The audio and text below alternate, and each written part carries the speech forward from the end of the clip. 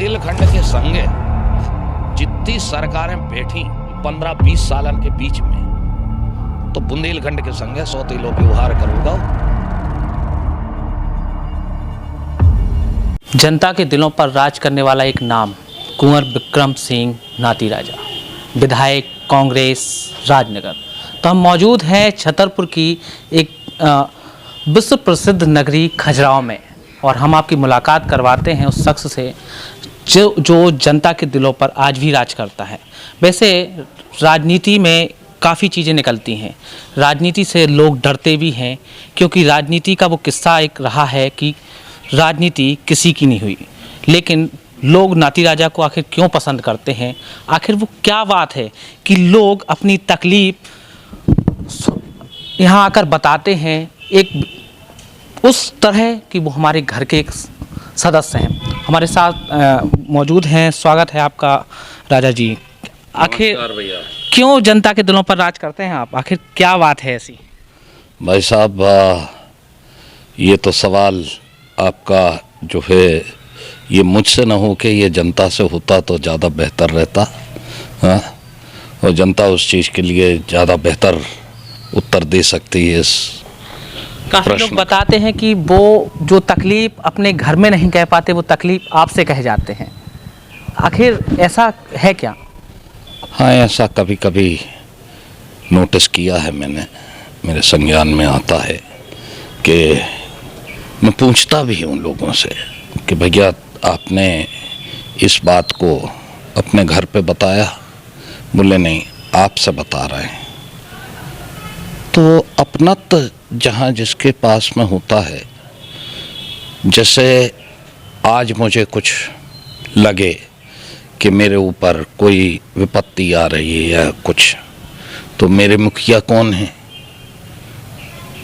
मैं प्रदेश में कमलनाथ जी से कहूँगा या दिल्ली जा कर के राहुल गांधी और सोनिया गांधी जी से कहूँगा? यहाँ की जनता आपको मुखिया मानती है, विधायक कम उनके घर का एक सदस्य ज़्यादा मानती है। हाँ, ये कह सकते हैं आप कि घर का एक परिवार का सदस्य ही मानती हैं। पूर्वजों से हमारे पूर्वजों ने इस छतरपुर रियासत पर राज किया है, और महाराज भवानी सिंह जूदेव का नाती होने के नाते प्रजा और जो महाराज का संबंध होता है, उस संबंध को आज भी यहाँ की जनता, जिसको मैं धन्यवाद देता हूँ, और धन्यवाद के साथ साथ कभी भी उस प्यार को मैं आने वाली पीढ़ी को भी बताऊंगा कि जनता से हमेशा प्यार करना अपनी जनता है, और उनका साथ देना हर समय पे। लेकिन आजकल हम देखते हैं कि राजनीति का वो दौर बदल चुका है। पहले राजा अपने प्रजा के दुख और सुख में साथ देते थे, लेकिन आज खरीद फरोख्त तमाम चीज़ें राजनीति में हो गई हैं। तो किस दौर से आप गुजरे होंगे, उन स्थितियों को भी आपने देखा, उन दौर को भी देखा, तो क्या लगता है कि आज की राजनीति आखिर किस दिशा में जा रही है? राजनीति आज की दिशा जो आप कह रहे हैं, कुछ लोगों ने अपना राजनीति में स्वार्थ सिद्धि के अलावा कुछ करना सीखा नहीं है, और जहां उनकी स्वार्थ सिद्धि नहीं होती है तो वो इस तरीके के षड्यंत्र करके सरकारें गिराना, दूसरी सरकार बनाने में सहयोगी होना, इस तरीके की काम करते हैं। लेकिन ऐसे में फिर जनता का हित कहाँ जाएगा? जनता एक सोचकर मन बनाकर किसी को लाती है, फिर वो गिर जाती है, टूट जाती है, और तमाम चीज़ों से फिर उन्हें वहीं से गुजरना पड़ता है। तो आखिर वो जनता कहाँ जाए, किसका दरवाजा खटखटाए? अगर सारी चीज़ें ही ऐसी ख़त्म हो जाएं कि उसके हिसाब से कुछ होना ही तय नहीं है, वो कुछ भी करे लेकिन होना वही है जो करना चाहिए लोगों को। देखिए, जहाँ तक मेरी बात है तो मैं तो आज भी अटल हूँ अपनी बात पे, और मैंने कांग्रेस पार्टी से चुनाव लड़ा 3 बार इस राजनगर विधानसभा क्षेत्र से। एक बार पहले छतरपुर से मैं विधायक रहा हूँ। उसके पूर्व में मैं नगर पंचायत खजुराहो का प्रथम निर्वाचित अध्यक्ष भी रहा हूँ। तो मैंने तो अपनी पार्टी के साथ में ना तो गद्दारी की है, ना अपनी जनता के साथ में गद्दारी की है। जो लोगों ने की है ये सवाल बेहतर वो ही जवाब दे सकेंगे। मैं तो कोई गद्दारी कहता है, कोई जनता का हितकारी कहता है। दोनों चीज़ें जिससे पूछो दोनों अलग अलग कहे जाते हैं। देखिए साहब, जहाँ तक सिद्धांतों वाली बात है तो सिद्धांतों से विक्रम सिंह ने कभी समझौता नहीं किया है। मैं जहाँ हूँ वहाँ हूँ और मतंगेश्वर बब्बा की कृपा से आगे भी वहीं रहूँगा। तो आप खजुराहो उस दौर से गुजरे हैं, खजुराहो कभी जहाँ जनता का आपको प्रेम भी मिला, तमाम चीज़ें हैं। तो आप कौन से दौर से राजनीति कर रहे हैं? तब राजनीति क्या हुआ करती थी और आज में तब में क्या कुछ अंतर हुआ? विशेष कुछ अंतर नहीं हुआ है राजनीति में। मैंने आपको पहले भी बताया कि पहले लोग बाग जनसेवा के लिए राजनीति करते थे। तो चलिए अब हम मुद्दे को छोड़ देते हैं, राजनीति से हम थोड़ी दूर चलते हैं। कहानियाँ हम बुंदेलखंड की कहते हैं कि बुंदेलखंड में हर चीज़ है, ना ही कल्पनाओं की कमी है, ना ही लोगों में हिम्मत की कमी है, ना ही लोगों में वो कहते हैं ना कि हर चीज़ टैलेंट कूट कूट के बुंदेलखंड के लोगों में बसता है। लेकिन बुंदेलखंड के लोग फिर भी आज भी हार जाते हैं। आखिर किस वजह को आप देखते हैं? हाँ, बुंदेलखंड के लोग कैसे हार जाते हैं? ये ऐसे जाते हैं कि आज भी ऐसा नहीं है कि हमारे यहाँ एक्टर्स की कमी है, तमाम चीज़ें हैं, लेकिन वो आगे नहीं निकल पाते, उन्हें वो संसाधन नहीं मिल पाते, संसाधनों की कमी हो जाती है। कहीं ना कहीं जब वो बुंदेलखंड से बाहर जाते हैं तो लोग आज भी कह देते हैं ये छोटे शहर का है। आखिर ऐसी स्थितियाँ क्यों आ जाती हैं बुंदेलखंड के लोगों के साथ? सब ऐसा है कि सही तरीके से प्रमोट करने के लिए जो प्लेटफॉर्म मिलना चाहिए लोगों को वो नहीं मिल पाता है। और जब प्रमोशन सही तरीके से नहीं होगा तो स्वाभाविक है कि निराशा कई लोगों के हाथ लगती है। आज भी हम देखते हैं कि बुंदेलखंड में ही लोग बुंदेली भाषा में बात नहीं करते। वो लोग हर कोई इंग्लिश सुनना चाहता है, इंग्लिश ही परंपराओं को अपनाना चाहता है। आखिर क्यों ऐसा दौर आ गया है कि आज कोई बुंदेलखंडी व्यक्ति को भी बुंदेलखंडी बोलने में कभी कभी हिचक महसूस होती है कि अगर हमने बुंदेलखंडी बोली तो कोई ये ना कह दे बुंदेलखंडी है। आखिर ऐसी स्थितियां आप क्यों आने लगी हैं? देखिए, बुंदेली भाषा राज्य की 8वीं अंक सूची में अंकित भाषा है, जिसको भाषा लैंग्वेज का एक दर्जा प्राप्त है। और बुंदेली में यदि आपने प्रश्न किया होता तो स्वाभाविक है मैं भी बुंदेली में जवाब देता। नहीं, और मैं कभी भी बात करने में अपने अरे दीपेन थोड़ी देर रुक जाओ, आप इंटरव्यू हो जाए फिर। तो अब का अपन बुंदेलखंडी में रूबरू हो जाएं तो फिर? बिल्कुल हो जाए भैया, स्वागत है आपको। तो राजा जी को बताओ तो फिर बुंदेलखंड की वह कहानी जो आपने कहूँ सुनी है, कहूँ देखी है और बहुत ही कहूँ अच्छी लगत हुआ। बुंदेलखंड की कहानी तो बहुत सी हैं। चलो एक आध हमें को सुना दो, हमारे तो आज के नए लड़का का जाने। अरे भैया, आप ये कहानी सुनावे को समय तो नहीं है, लेकिन हाउ ऐसा है कि किस्सा कहानी बोल रखे। कभी आप फुर्सते में आइए तो आपका दो चार एक आध किस्सा तो सुनाई दो कि जो दर्शक सुन सकें। अबे छोटा सा किस्सा। अबे तो ध्यान नहीं है उसको। मैं तो बहुत रहा, तमाम चीज़ें आगे निकल गई, लेकिन बुंदेलखंड आज भी क्या पीछे है आपके नज़रिए से? मैं अपने नज़रिए से अगर बोलूं तो मैं कौन से नहीं देखता हूं कि बुंदेलखंड पछा रहे हैं। बुंदेलखंड के संगे जितनी सरकारें बैठी ये 15-20 सालन के बीच में तो बुंदेलखंड के संगे सौतेलो व्यवहार करोगा जो ही मैं कह सकत और कछु नहीं कह सकत। वही अब आप मुद्दे पर आ गए हैं कि आखिर वो सौतेला व्यवहार क्यों होता आ रहा है बुंदेलखंड के साथ। बुंदेलखंड को वो संसाधन सरकारों से क्यों नहीं मिल पाए जिन्हें बुंदेलखंड को आगे बढ़ाना था। हमारे यहाँ की राजशाही, हमारे यहाँ की स्थितियाँ, हमारे यहाँ ओरछा भी है, हमारे यहाँ झांसी की रानी भी थी, तमाम चीज़ें हैं। ऐसा नहीं है कि बुंदेलखंड में किसी चीज़ की कमी है, लेकिन इसके बावजूद भी अगर बुंदेलखंड का विकास नहीं हो पा रहा है तो आखिर इस सौतेला व्यवहार क्यों किया जा रहा है। देखो भैया, ऐसा है कि 2003 में जब मैं विधायक बनूँ शुरू में, तो मैं प्रथम बार निर्वाचित होकर जब विधानसभा का सदस्य बन के और विधानसभा में पहुँचो, बहुत सी चीज़ें मुझे सीख भी मिली। हाँ, किताबन की पढ़ी बातें कछु और होती, हकीकत कुछ और होती है, हकीकत कछु और होत। तो मैंने भी होते से अनुभव प्राप्त करो, और जो शिक्षा को क्षेत्र ऐसो होत, चाहे बा किताबन को अध्ययन हो चाहे अनुभव, जब तो जितनी गहराई में ही के जात रहे हो उतनी कई थाएँ अथाएँ हैं। हाँ? और आप खा ई में तरह तरह के प्रश्नन के जवाब खुद ब खुद मिला थे।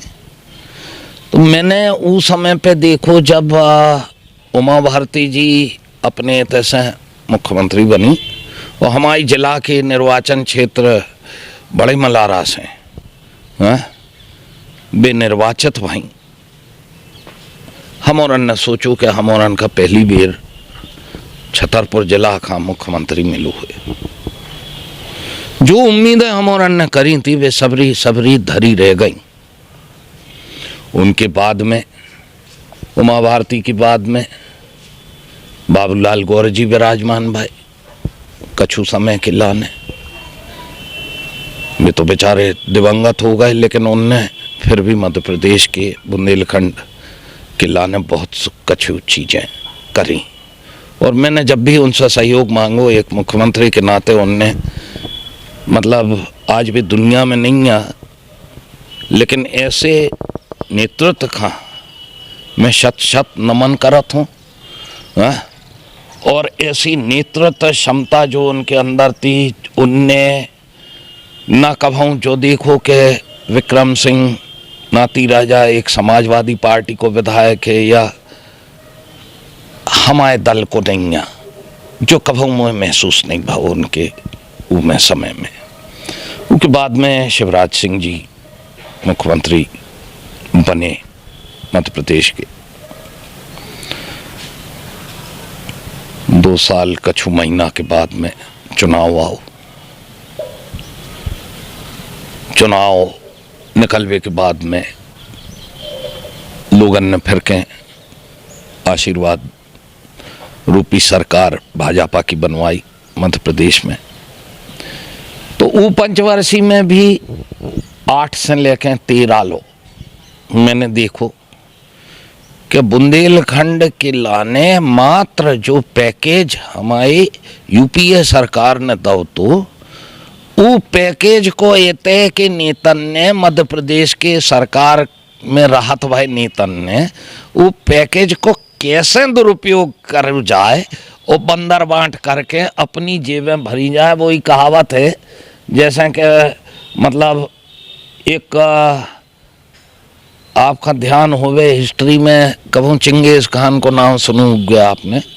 हाँ, तो चिंगेज खान जिस तरीके से आओ करत तो जो तरीका से और लूट मार करके जैसे एक रोटी लूटी।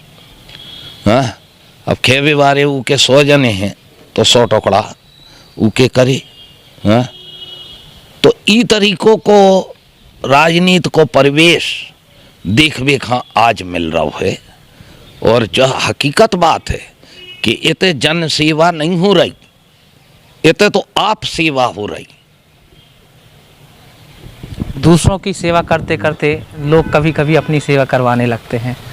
चुनाव के पहले नेता गांव में जाता है, जनता के पैर पड़ता है, लेकिन एक समय वो आता है कि वो नेता जीतने के बाद जनता उसके चरणों में दिखाई देती है। राजनीति का दौर कुछ हम ऐसा देख रहे हैं राजा जी।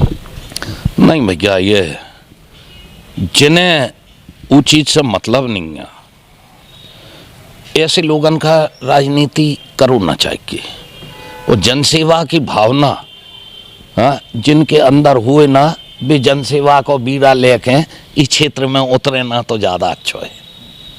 अब मैं उसी बुंदेलखंड पैकेज पे आता हूँ। आखिर बुंदेलखंड के लिए एक पैकेज आता है और फिर उसमें आप कह रहे हैं घोटाला हो जाता है और सौतेला व्यवहार हो जाता है, तो उस वक्त कांग्रेस क्या कर रही थी? क्या कांग्रेस की जानकारी में सारी चीज़ नहीं थी कि आखिर इस पैकेज में घोटाला हो रहा है?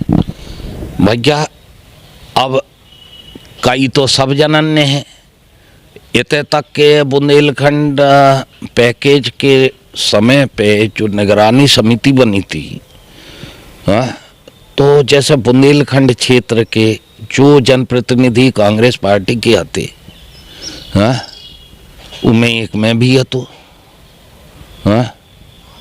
तो हम लोगन का उस समिति में भी रखोगा, तो हमारे ने विधानसभा में प्रश्न लगा के विधानसभा में चर्चाएं मांगी, तो सुनत को है।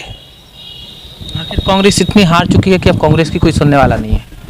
कांग्रेस नहीं हारी है, लोकतंत्र को, हाँ, प्रेशर दे करके और लोकतंत्र की हत्या करी जा रही है, और कुछ नहीं हो रहा है। अगर आप कह रहे हैं कि लोकतंत्र की हत्या हो रही है, तो ऐसे लोकतंत्र की जो हत्या करते हैं उन्हीं वही लोग फिर वापसी कैसे आ जाते हैं? क्यों जनता ऐसे ही लोगों को बिठा रही है? फिर सब ऐसा है कि बैठाया तो जनता ने किसी और को था, हाँ, लेकिन छल बल और कर के द्वारा, हाँ, बयान के विराज गए हैं, हाँ, सो अब झेलो, जनता भी झेले और हमारे भी झेलें। तो जनता के हित में आप क्या कदम आप बढ़ाएंगे, क्या कदम कांग्रेस बढ़ाएगी, और कैसे जनता का हित अब होगा अगर ऐसी स्थितियां रहेंगी? भैया मोरे, मैं आपसे एक निवेदन करूं कि कोनो भी राजनीतिक अगर हुई तब आपका अपनी रणनीति बता देगा, हाँ? नहीं, मैं रणनीति नहीं जानना चाह रहा हूँ। मैं सिर्फ इतना जान रहा हूँ कि आखिर जनता का हित कैसे होगा और जनता को अब क्या करना चाहिए और क्या संदेश आप उन्हें देंगे? बताओ, एक चीज बताओ मोरी बात खतरनाक सुनियो, बड़ी मजेदार बात है, हाँ? मैंने आपका न्योतो दाऊ, जैसा मान लो मैंने आपका न्योतो दाऊ कि आज जो भैया मोरे थे, हाँ, फलानी तारीख भोजनन को न्योतो है, हाँ, मैं भोजनन के न्योते पे आपका न्योतो दे दो, समझ क्यों ई को अर्थ समझ क्यों, हाँ? अब साहब मैंने देखो कि अरे फलानी तारीख, भैया अपना नाम बताते कितना कहा है आपको नाम? हमारा नाम हेमंत है राजा जी। हाँ, हेमंत भैया, तो मैंने हेमंत भैया आपका न्योतो दो, मैं समझ गया कि आपका आई जान है, हाँ? सो मैंने कह दिया कि मैं बीमार हूँ, फोन लगा के मैंने कह दिया कि मैं बीमार हूँ। अभी को अर्थ समझ क्यों? बोलगा दाऊगा के सबरे विधायक आए, विधानसभा आहूत हो गया फलाने देना, हाँ, 28 दिसंबर से, हाँ, और 24 और 25 में हूँ तो जांच, हाँ, और पता नहीं कितने जने कोविड पॉजिटिव पाए जात, सो विधानसभा का आगामी उकिला ने स्थगित कर दो जात। विधानसभा मध्य प्रदेश में शायद पहली बेर इतिहास में हो गया के स्थगित भाई। अभी में की को भलो हो रहा के तो सरकार में बैठे मंत्री और मुख्यमंत्री जी को भलो के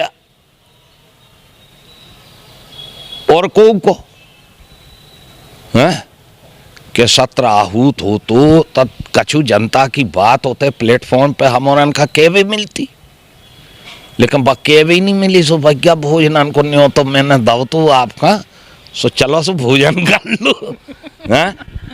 अब वो होगा क्या, आओ अगली बेर भैया अगली बेर हो जाए।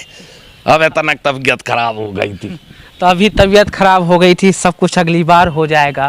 क्या अगली बार कांग्रेस की फिर से वापसी हो जाएगी? बिल्कुल पक्के के होंगे भैया, ऐसा ही चलो तो रहे ना, तो देख लगे डंका की चोट पे कांग्रेस आए। अच्छा, भरोसा है?